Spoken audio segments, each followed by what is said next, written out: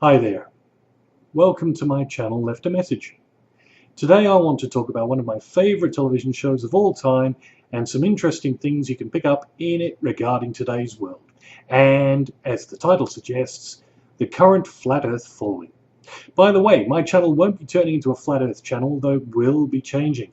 I just want to throw these bits of info out there and see if anyone thinks it's sticky enough to throw into the mix to add to the binding of this intriguing pancake mix of goodness. The TV show is one you should be familiar with, and if not, go out and binge watch it immediately. It's the 60s show starring Patrick Mcgoohan called The Prisoner.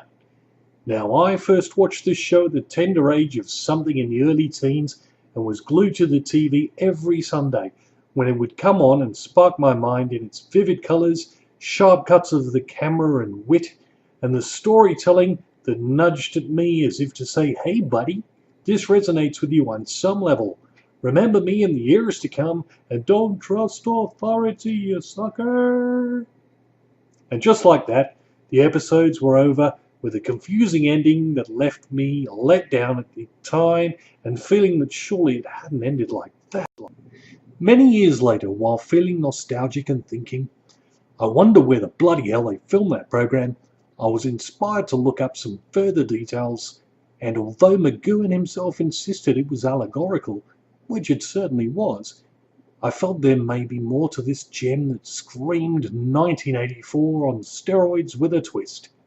Now back to the flat earth shenanigans I promised, and I fully admit I may be reading into this, but that's what allegories are all about, isn't it? Just look at the Bible. What? Too soon? Actually, this flat earth stuff will make someone like me question some resonating Bible stuff as well, and look into that too. The Tower of Babel, for instance. Everybody questions the gods walking with man and the language being divided. But what made them think they could build a tower to the heavens? And furthermore, where would they build it? If they believed in a dome, surely Antarctica would be the place, or somewhere near the outer edge, to reach the dome without having to build forever.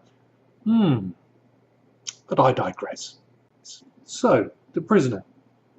And yes, I could carry on about the checkerboards and the map room and the fact that Rover the Ball would be his nemesis, the ball keeping him in the prison, which at first seemed an open area to roam freely as long as you played by specific societal rules. What hit me more was the final episode, Fallout, which seems to make more sense now than it did to me then. The prisoner being careful with his words in front of a court. Total defiance of the elementary laws which sustain our community, questioning the decisions of those we voted to govern us, unhealthy aspects of speech and dress. Sir, you approve the proceedings? I note them. Sir, I take it you have no comment at this stage? Not at this stage. The court screaming I, which could be both the youth of today's mantra or the all-seeing eye, which is on the rocket in the same room. I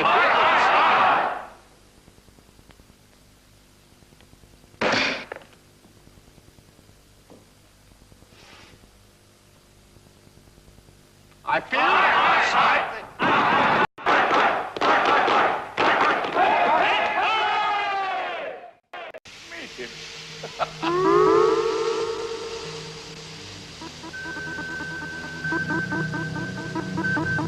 Shall I give him a stare? You transgress! I shall give him a stare. Whoever you are.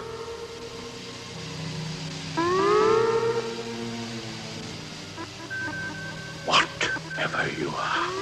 You'll die! Again. Then I'll die with my own mind. But most of all, the prisoner requests and is allowed to see number 1, which incidentally could be seen as the letter I. And he finally meets him in a room full of globes. showing the Earth resting on a flat plane, which may be the actual Earth. He is then offered a clear globe, as if asking him to accept the globe model, which he smashes in rebellion and reaches to unmask number 1. Then blah blah blah, monkey, going mad when you see the deception, realizing you got nowhere, back to where you started, blah blah, what the bloody hell.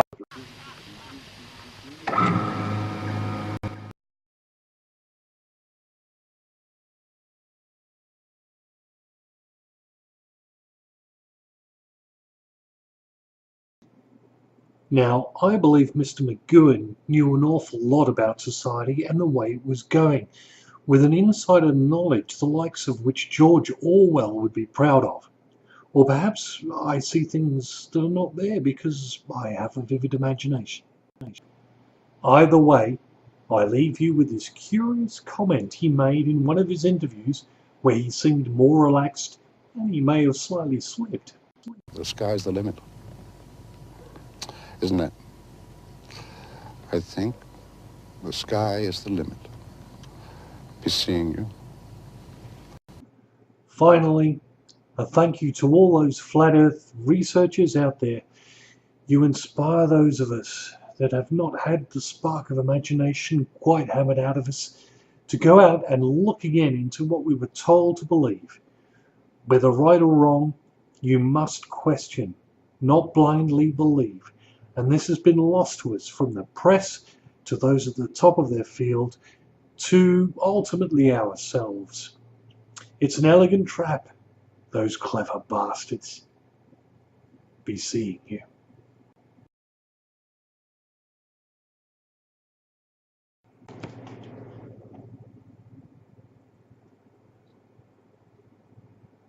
Bloody hell. It's cold out here, Barry.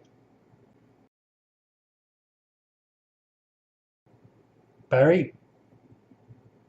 Barry, I said it's bloody cold out here. Told you to blow the bloody doors off. Barry.